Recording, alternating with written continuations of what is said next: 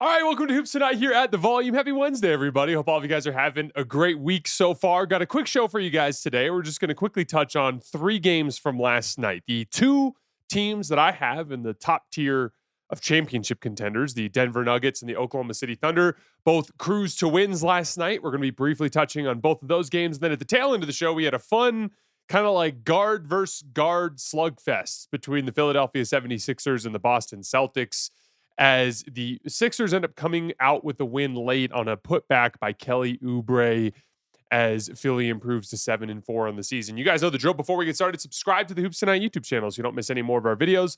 Follow me on Twitter at _JasonLT so you guys don't miss show announcements. Don't forget about our podcast feed, wherever you get your podcasts under Hoops Tonight. It's also super helpful if you leave a rating and a review on that front. Jackson's doing incredible work on our social media feeds on Twitter, Instagram, Facebook, and TikTok. Make sure you guys follow us there for more content throughout the season. And last but not least, if you want to keep getting mailbag questions into our mailbags, we're going to be recording another one on Friday. Make sure you get them into our full episodes on YouTube in the comments. Right, mailbag, write your question. We'll get to them on Fridays throughout the remainder of the season. One last announcement before we get started. We're continuing our watch-along parties with tonight's Thunder Lakers game. So 6:30 p.m. Pacific time. Come hang out on playback for Lakers Thunder. We're going to be breaking the game down as it goes along. Anthony Irwin's going to be joining us in the first quarter to hang out for a little bit. We'll also be taking some callers later on in the show. Should be a fun one. So make sure you guys come and hang out for that game. All right, let's talk some basketball. So Nuggets Kings is where we're going to start today. The Kings hung tough for 3 quarters in this one. They did a lot of damage in transition, shot the ball well, especially through the first 3 quarters of the game.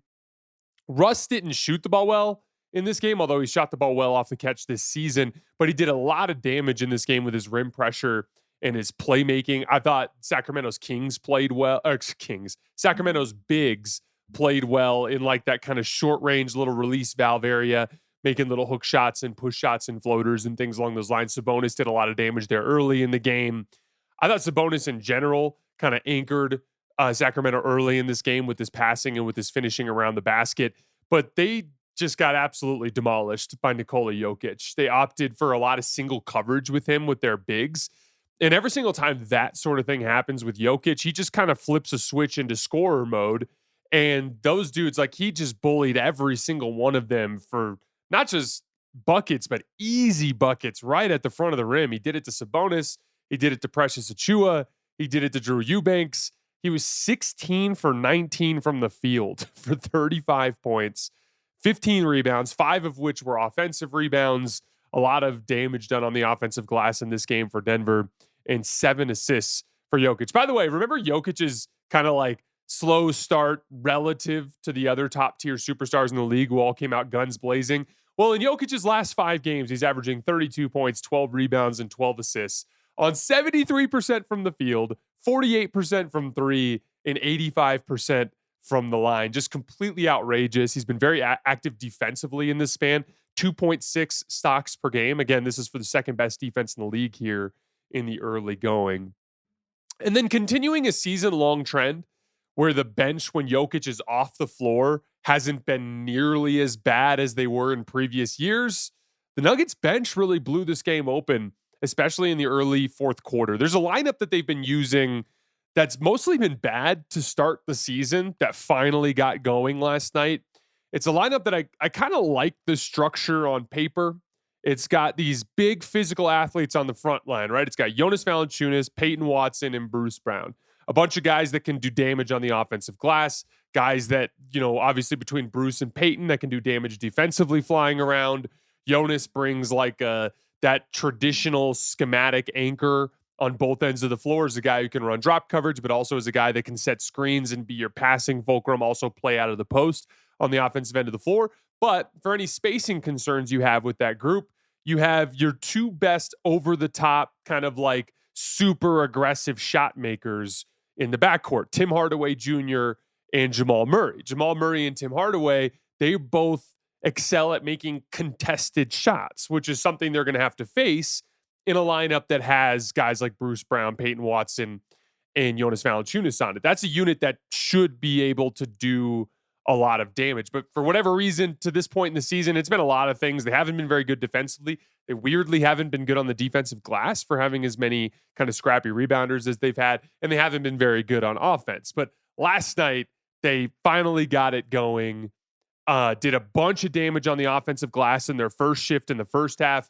That was a big thing that stood out to me, just kind of watching them physically. Like in that first half, Bruce Brown gets an offensive rebound put back.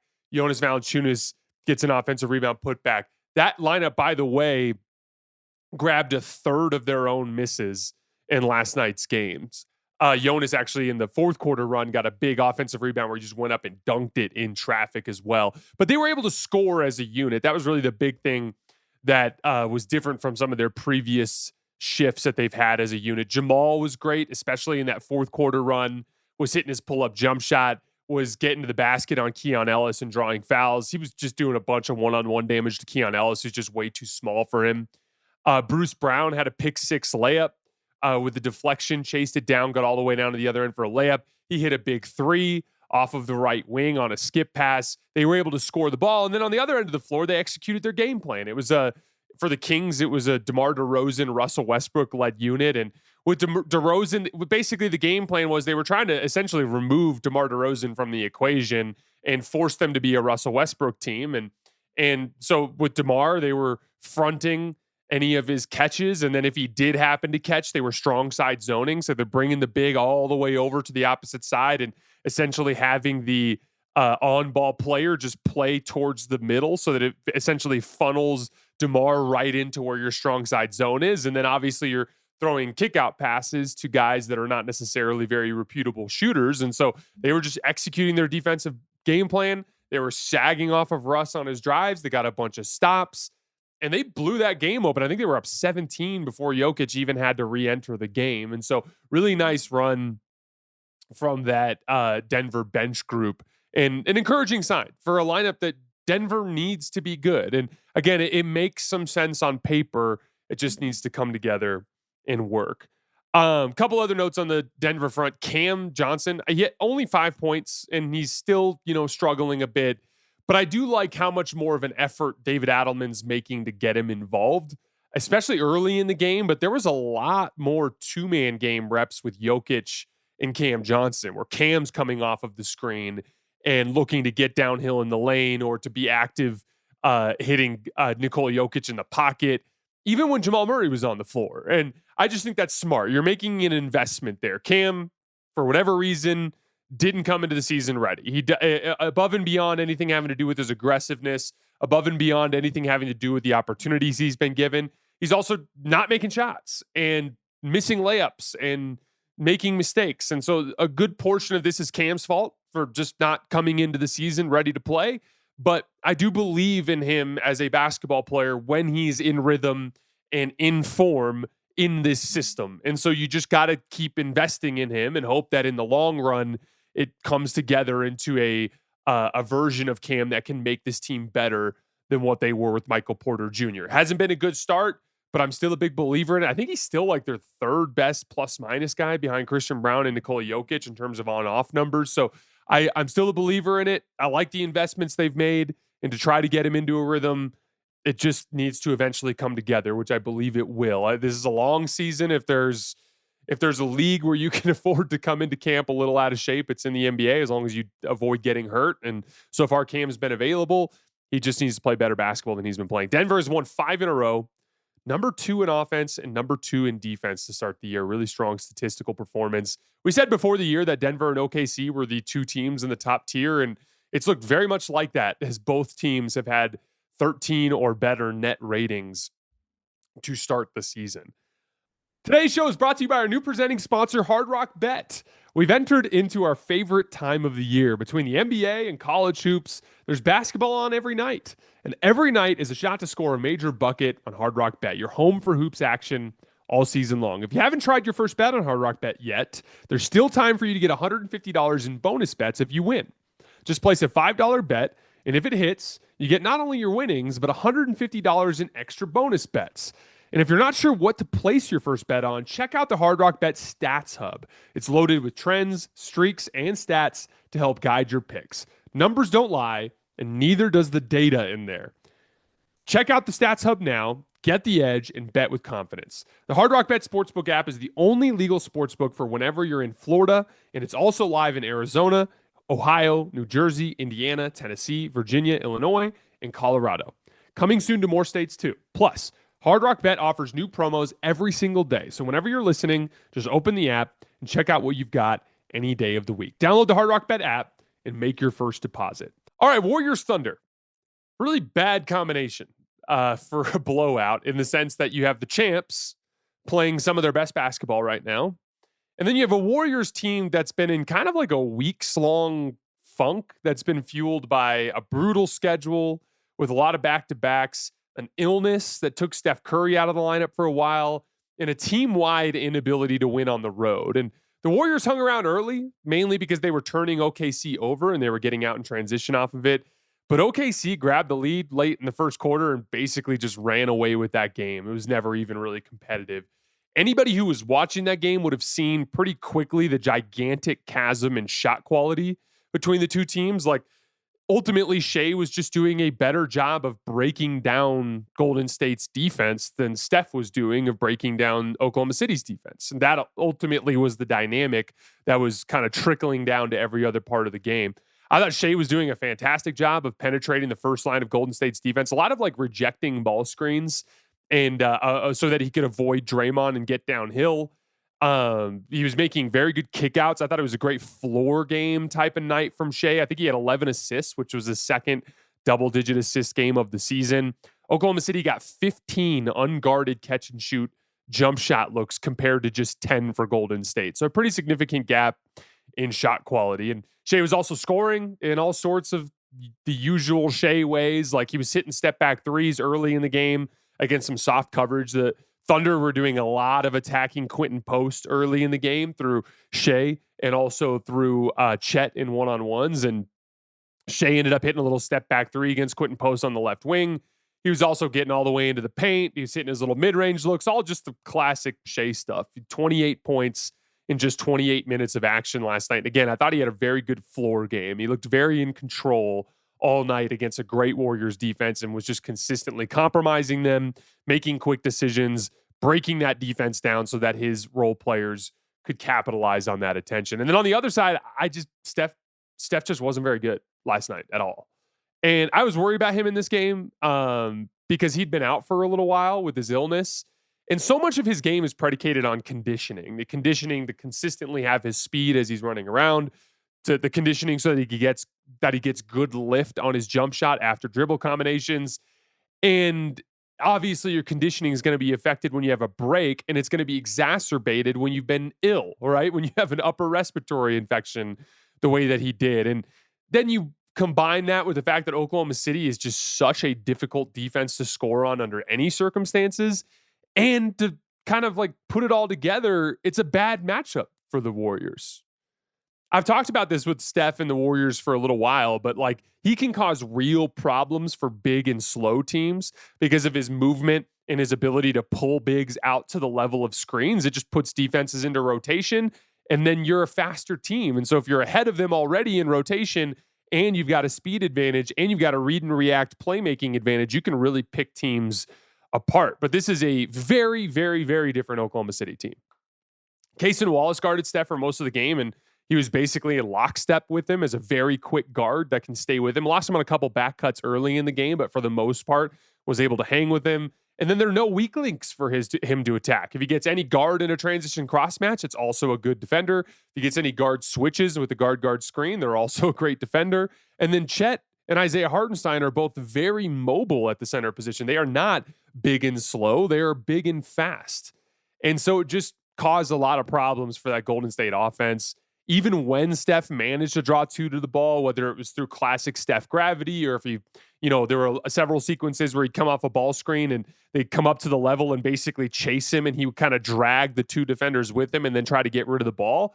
I thought Oklahoma City did a wonderful job rotating out of that. There was a classic example of it in the second half, early second half. Steph comes off of a ball screen on the left side of Quentin Post, and he gets kind of down to like the left block extended out towards more like the short corner, and he brings two guys with him on the play.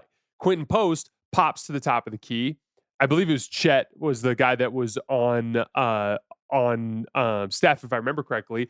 And Isaiah Hartenstein, they throw the kick out pass to Quentin Post. Isaiah Hartenstein flies out in rotation, chases Quentin Post off the line. Post drives into the lane.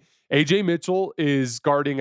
I think it was Pajemski. I can't remember who it was on the weak side of the floor. It might have been Kuminga, but AJ Mitchell ends up rotating out to the corner after Quentin Post makes the kick out pass, and bam, the advantage is gone. Steph comes off a screen, draws two, makes the right read, but OKC is just so fast in rotation that the advantage is gone. And all of a sudden, everything you just did was for nothing. And so there was even like a stretch there in the second quarter where like you could tell that Steph was getting flustered by just the ability for them to rotate out of ball screens. And so he started looking to attack their guards one-on-one. And he took like 3 or 4 pretty questionable, like tough step back jump shots in a row in that second quarter and missed every single one of them. And you could tell too that he wasn't getting great separation and wasn't getting great like lift. Like it wasn't the textbook Steph like break the dude off and get a clean look. Like they were pretty tough shots that he was missing. And so it's just, it just was a rough night for Steph. And it was it's a combination of circumstances. You got a team that's not playing well in Golden State at large, right? You've got Steph coming back from a break, which affects his conditioning. He had an upper respiratory illness, which affects his conditioning even more. And you're walking him right back into the damn blender that is the Oklahoma City defense. And it just wasn't a good showing for Steph. And again, like that was really the fundamental driver of the blowout. Shai was consistently breaking down Golden State's defense, and Steph was just not able to break down Oklahoma City's defense on the other end of the floor. And then things were just exacerbated down the roster by a lack of support from secondary ball handling. Jimmy had a bad night. He was not able to break down Oklahoma City's defense in any real way outside of a few broken plays where like kind of chaos type of sequences where he'd get and ones or fouls. Jonathan Kuminga scored the ball well, but he also had 5 turnovers, and you're starting to see some of that like tunnel vision stuff come back. He had a couple possessions in that third quarter run where he just like tried to ISO off the top of the key and just put his head down and either turned the ball over. There was one where like Draymond Green had just hit a 3 in the left corner, and he's been statistically one of Golden State's best 3-point shooters this year. He's wide open in the right corner, and Kuminga doesn't see Draymond's man come in a double team, and instead of making the easy kick out pass to Draymond, he tries to power into a spin move and then ends up just smoking a layup at the rim. And so again, like this is the thing with Jonathan Kuminga. It's like, played really well to start the season, really improving as a read and react player. But ultimately, he's got to be able to sustain it, especially against higher level competition. And this was a big test against Oklahoma City. I don't want to overdo the Kuminga stuff, though, because again, as a team, everybody on the Warriors played poorly last night. So I don't think it's fair to just like go after Kuminga. But it was an elite Oklahoma City defense where Kuminga, other than, scoring the basketball a little bit the way that he did, kind of struggled against the speed and physicality that they brought to the table. And then on the other end of the court, Chet Holmgren played damn near a perfect game in support of Shai. He gave a couple of one-on-one buckets to Quentin Post early in the game. Nasty little step-through move, a little left shoulder fadeaway right in the middle of the lane. He burned Quentin Post in spot-up situations with threes. He was killing them in the dunker spot off drop-offs from Shai's drives. Shout out to Shai, too. Really quality interior passes when he would get downhill into the lane to Chet. And Chet just goes up and dunks everything in that area, which can be a problem. 23 points for Chet on 9 for 9 shooting, all while being the dominant defensive force that he always is, showing up high on Steph's screens, being active with his hands to make the passes out of there difficult, cleaning up back cuts. He cleaned up a Steph back cut with a block on the left side of the basket in the first half, controlling the defensive glass. He had a strong rebounding game. Just Chet's playing really damn good basketball. He's slotted very nicely into that second best player on the team role with J-Dub out, and he's just been kicking ass. There's no way around it. AJ Mitchell scored more points than any Warrior. Isaiah Joe scored more points than any Warrior. Just, it was outclassing literally from the top down in the roster. Isaiah Hartenstein dominated the offensive glass in the third quarter to help blow the game open. Jalen Williams came in and torched the Warriors with his 3-point shooting. They just dominated them. I can't say enough about the job that Shai's doing to continue to drive this offense through the injuries. I can't say enough about how connected they look on defense. I can't say enough about how physically imposing they look on defense. They're just off to a great start in their title defense. And watch out, because if they beat the Lakers tonight, their next 6 games are super soft, we'd be looking at an 18-1 Thunder team that is legitimately on pace to make a run at 70-plus wins. Couple of notes for tonight's Lakers game. We're going to be covering it on playback. So 6:30 p.m. Pacific time, come hang out with me on playback. We'll be watching Lakers Thunder in detail, kind of breaking the game down as it goes. Couple things I have my eyes on. I really want to see how they guard Luka. I don't know if Lou Dort's going to play tonight. He didn't play last night, so I have a feeling he's not going to. But if you look at the roster, J-Dub, Lou Dort, and Alex Caruso are their only three options of guys that can guard Luka. And with J-Dub and Lou Dort presumably out, I think Kayson Wallace is too small for him. So it's going to put a lot of responsibility on Caruso in the main on-ball matchup with Luka Doncic, which I'm really curious about.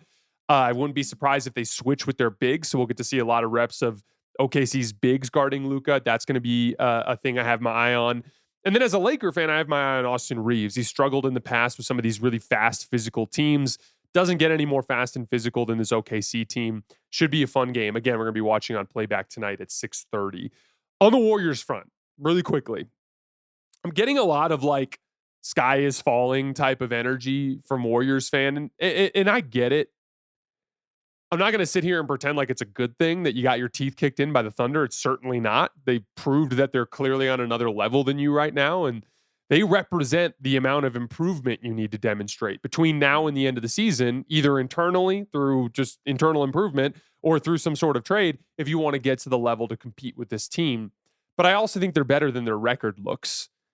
I think they succumbed a little bit to the intensity of their early season schedule, which I think is especially reflected in their road record and some of the bad losses they've had, toasting off that game against Indiana, dropping a game in Milwaukee without Giannis, the back-to-back loss in Portland. Some of those losses, I think, are reflected from the just difficulty of the early season schedule. Again, you had no business losing that game to Indiana. You're up 11 in the middle of the fourth quarter. That's a game you got to close out. And then Steph goes down with an injury. And it's going to be very difficult for this team to win without Steph under any circumstances, especially on the road the way that they were. And so you drop two more games there on the road in Sacramento and Denver that you probably don't lose both of if Steph plays, right? So let's just say that you just don't blow the Pacers game and Steph doesn't get sick, so you beat Sacramento. Now you're 8-5. So I don't think they're quite as bad as their record looks. I think they're going to beat San Antonio tonight.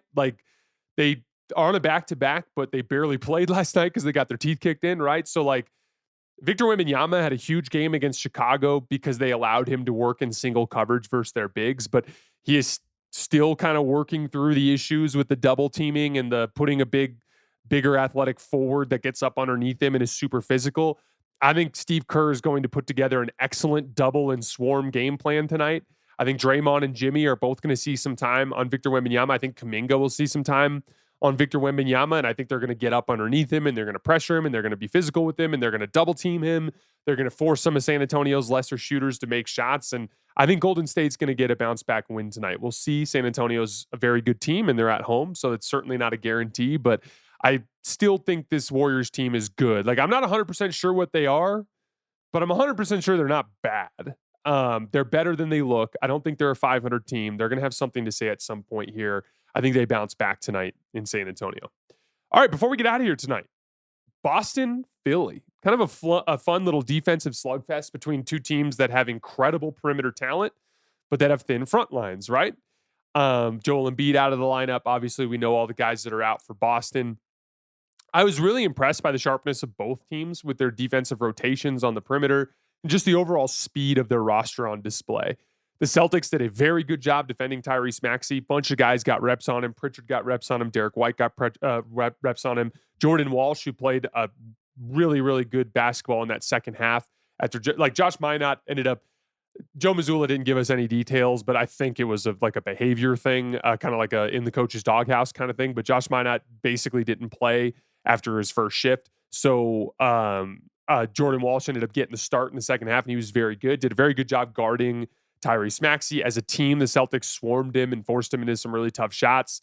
On the other end of the floor, Philly showed some more resilience defensively than they've shown over the course of the last few weeks. They held the Celtics below 110 points, which is the first time they've done that to an opponent since Brooklyn, which was a few weeks back. So finally got to see some defensive resistance from Philly, and you get to see a lot of their guard speed, like Tyrese Maxey doing a better job defending in hedges and recovers, better job chasing guys off the line in their rotations. The game basically swung back and forth on 2 hot streaks. Derek White had a massive third quarter run where he started to get going as a shot maker and just hit a bunch of tough ones in a row, gave the Celtics a 9-point lead. And then in the fourth quarter, and something that's kind of been a recurring trend here for the Sixers, I've watched several Sixers games this year where Justin Edwards' second half shooting ended up playing a big role. He got crazy hot from 3 again. He hit 3 threes in a row in that fourth quarter stretch in the middle of the fourth quarter, and he ended up putting the Sixers back up by 1. Kind of degraded down into super ugly basketball down the stretch. Tyrese couldn't really get a good look for himself. The Celtics actually got several good looks that they just missed. Peyton Pritchard missed a little mid-ranger against drop coverage around the foul line. That's a really good look for him in the final minutes. Derek White got Jaylen Brown had a really nice play where he got VJ Edgecombe on a post, backed him down, drew a double team out of the strong side corner from Derek White's man, made the kick out. Derek White wide open corner 3, and he just happened to miss it. And in that ugliness, the Sixers just got the last word. There was a play where Tyrese Maxey drives down the right lane line, and Jaylen Brown comes over and throws kind of an impromptu double team against Maxey. That ends up leaving Justin Edwards wide open at the top of the key. Peyton Pritchard has inside position on Kelly Oubre and is guarding him, but he has to throw a closeout at Justin Edwards. So he throws the closeout at Justin Edwards. Justin Edwards misses the 3, but that leaves Kelly Oubre standing underneath the basket with inside position. He gets a very easy offensive rebound putback. Derek White ends up fumbling the ball away on the ensuing possession and having to settle for like a 45-foot heave. Keda gets like a decent little opportunity for a putback, but it's a really tough play on such a long distance 3 like that. And Philly ends up getting out of there with a win. And just goes to show you on that final possession, like, we talk about that ability to be an advantage creator. When you bring 2 to the ball, there's all sorts of trickle down effects. Like one of the trickle down effects is you generate a wide open 3 for Justin Edwards, right? But the other trickle down effect is you actually brought Peyton Pritchard to throw a closeout, even though he didn't really have any chance to get out there. And that ended up leaving Kelly Oubre wide open in rebounding position. Another trickle down effect of the advantage creation of Tyrese Maxey in his ability to consistently draw lots of attention from Boston's defense.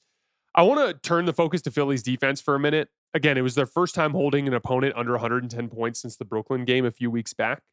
We talked so much about their speed on offense, but I think we saw more of its efficacy on the defensive end of this game, with Tyrese Maxey doing a good job being active in his hedges and recovers, as Boston was really looking to attack Tyrese Maxey with guard screens in this game. And then I thought they rotated really well. Again, when you're fast, you can do a better job rotating around than a team that is slower. In theory, that's something that it should be a strength of this particular team. I thought their on-ball guys did a great job on Boston's guards all game in their individual work. Again, Philly's been one of the surprises of the early part of the season. But ultimately, if they're going to have any chance to compete in the conference, they're going to have to guard. And I thought you saw a much better effort from them on that end of the floor in this game. On the Celtics front, some really good minutes from Jordan Walsh. Again, this is something that we've seen, this high motor kind of do everything athletic forward is always popping from Boston, which I think is a really strong indicator of just what made Jason Tatum so valuable to this team. He did all of that stuff. The switch ability to guard on the perimeter, the excellent defensive rebounding, the athleticism and rim pressure that he brings to the table.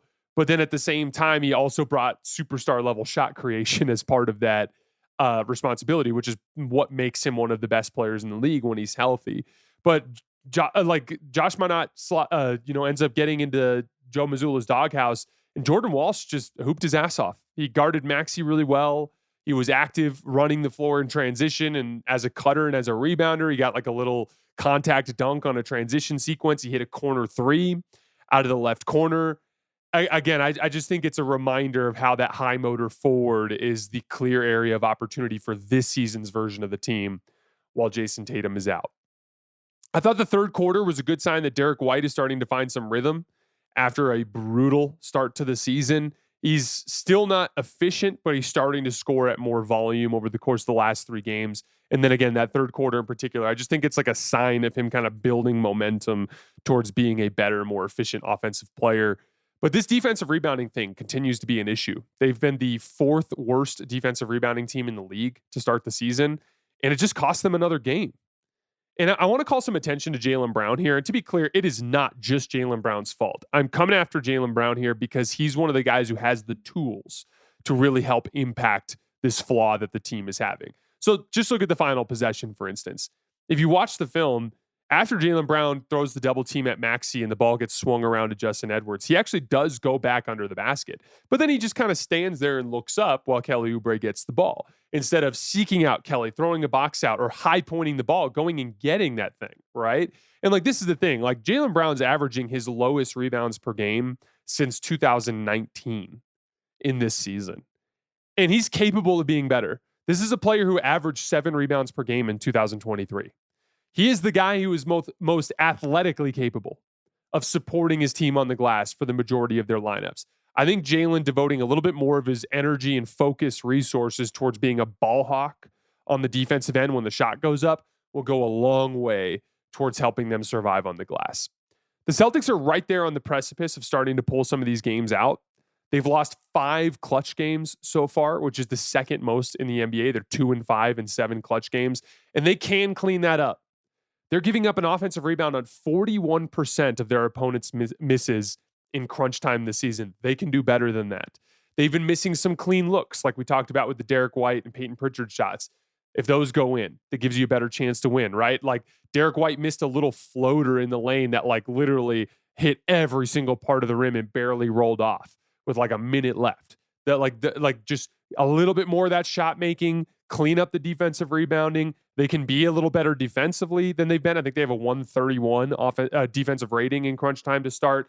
If you can start flipping those close games from losses into wins, then you're in much better shape in the standings. And they have some fixable things they can do there to help address that. All right, guys, that's all I have for today. As always, I sincerely appreciate you guys for supporting us and supporting the show. Again, we'll be back tonight for on playback for Lakers Thunder, and then tomorrow morning for some game reaction. I will see you guys then.